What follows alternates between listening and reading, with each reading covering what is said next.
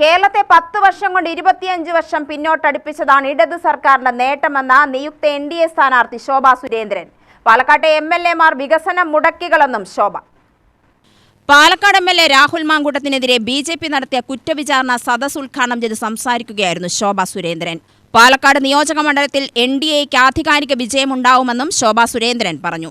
കഴിഞ്ഞ 10 വർഷക്കാലത്തെ സംസ്ഥാന സർക്കാർ പദ്ധതികളെല്ലാം കമ്മീഷൻ പദ്ധതികളാണ്. വിശ്വാസികളെ ഇത്രത്തോളം വേദനിപ്പിച്ച സർക്കാർ ഇതിനു മുമ്പുണ്ടായിട്ടില്ല. അമ്പലം വിഴുങ്ങുകളെ പുറത്താക്കുന്ന തിരഞ്ഞെടുപ്പാണ് വരാനിരിക്കുന്നത്. കഴിഞ്ഞ 10 വർഷം പാലക്കാട് നഗരസഭ നടത്തിയ വികസന പ്രവർത്തനത്തിന്റെ 10-1 പാലക്കാട് MLA-മാർ നടത്തിയിട്ടില്ല. കൊട്ടിഘോഷിച്ച് മോയൻ സ്കൂളിലെ ഡിജിറ്റൽ പദ്ധതി എന്തുകൊണ്ടില്ലാതായെന്ന് MLA പറയണം.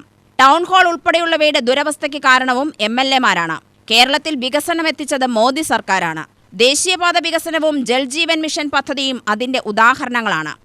MLA ഓഫീസുമായി ബന്ധപ്പെട്ടുകൊണ്ടുള്ള കേരളത്തിൽ കാസർഗോഡ് മുതൽ തിരുവനന്തപുരം വരെയുള്ള മുഴുവൻ MLA-മാർക്കും എതിരായി എന്ന് പറഞ്ഞാൽ എന്താണ്? നിങ്ങൾ ചെയ്ത വികസനം എന്താണ് എന്നാണ് നമ്മൾ വെക്കുന്ന ചോദ്യം. അത് പാലക്കാടിലെ MLA എന്ത് ചെയ്തു എന്നുള്ളത് മാത്രമല്ല, മണ്ണാർക്കാടിലെ MLA എന്ത് ചെയ്തു, കോങ്ങാടിലെ MLA എന്ത് ചെയ്തു, ചിറ്റൂരിലെ MLA-യുടെ പ്രവർത്തനം എന്തായിരുന്നു? ഇങ്ങനെ നിയോജക മണ്ഡലത്തെ പ്രതിനിധീകരിച്ചുകൊണ്ട് അധികാരത്തിൽ വന്ന MLA-മാർ കേരളം നിയമസഭയ്ക്കകത്ത് എന്തു ചെയ്തു എന്ന ചോദ്യം ഉന്നയിച്ചുകൊണ്ടാണ് നമ്മൾ കേരളത്തിലെ മുഴുവൻ നിയോജക മണ്ഡലങ്ങളുടെയും അവിടുത്തെ MLA-മാർക്കെതിരായിട്ടുള്ള ഒരു ജനകീയ സദസ് രൂപം കൊടുത്തത്. ആ ജനകീയ സദസ് കേരളത്തില് അങ്ങോളം ഇങ്ങോളം നടക്കുകയാണ്.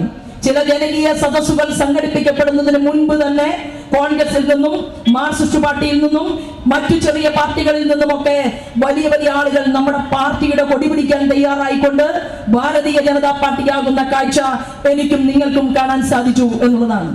എന്താണ് 13 വർഷം പാലക്കാടിന്റെ മുൻ MLA പാലക്കാടിലെ ജനങ്ങൾക്ക് വേണ്ടി ചെയ്തത് എന്ന ഒരു ചോദ്യം, ആ ചോദ്യം ഉന്നയിച്ചുകൊണ്ടാണ് ഈ ജനകീയ സദസ്സിൽ ഞാൻ എന്റെ പ്രിയപ്പെട്ട ജനാധിപത്യ വിശ്വാസികളുടെ മുന്നിൽ നിൽക്കുന്നത്.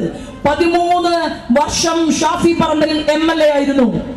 പാലക്കാട്ടുകാരെ പാതി വഴിയിൽ ഉപേക്ഷിച്ച് വടകരയിലേക്ക് വണ്ടി കയറിപ്പോയി. വടകരയിലേക്ക് വണ്ടി കയറിപ്പോയപ്പോൾ ഇവിടെ യൂത്ത് കോൺഗ്രസിൽ അല്ലെങ്കിൽ ഇവിടുത്തെ കോൺഗ്രസ് പാർട്ടിയിൽ കഴിവും പ്രാപ്തിയുമുള്ള നേതാക്കന്മാരില്ലാത്തത് കൊണ്ടാണോ ഒരു യുവാവിനെ തന്നെ വീണ്ടും പാലക്കാടില് ടിക്കറ്റ് കൊടുക്കണം എന്നാവശ്യപ്പെട്ടത്? ആ യുവാവിന് ടിക്കറ്റ് കൊടുക്കാൻ തീരുമാനിച്ചുകൊണ്ട് ആ യുവാവിനെ ഇങ്ങോട്ടേക്ക് വിളിച്ചു വരുത്തിക്കൊണ്ട് ആ ചെറുപ്പക്കാരൻ പരാജയപ്പെടുത്തിയത് ആരെയാണ്? ശ്രീമാൻ മെട്രോ ശ്രീധരനെയാണ്. മണ്ഡലം പ്രസിഡന്റ് ശശികുമാർ അധ്യക്ഷത വഹിച്ചു. Hooghly MLA Mahesh, BJP east മണ്ഡലം പ്രസിഡന്റ് പ്രശാന്ത് ശിവൻ, BJP സംസ്ഥാന കമ്മിറ്റി അംഗം E കൃഷ്ണദാസ്, നഗരസഭാ chairman P Smithesh, vice chairperson Baby, advocate Santhadevi എന്നിവർ സംസാരിച്ചു. UTV news, Palakkad.